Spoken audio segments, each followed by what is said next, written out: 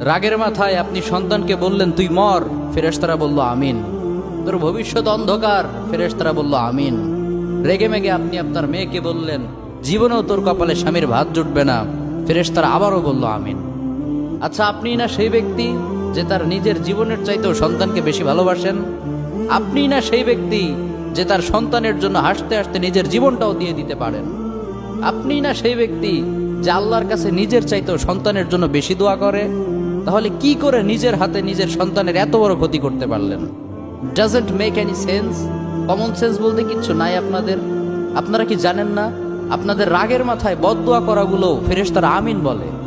দাওয়াতুল ওয়ালিদ আলা ওয়ালাদি, বাবা মা তার সন্তানের জন্য যেই দোয়া করে সেটা ভালো হোক কিংবা বদদোয়া হোক, আল্লাহ সেটাই কবুল করে নেয়। এজন্য খবরদার, নেভার কার্স ইউর চিলড্রেন। রাগের মাথায় কখনো সন্তানকে অভিশাপ করবেন না। খুব বেশি রাগ উঠে গেলে তার জন্য উল্টা ভালো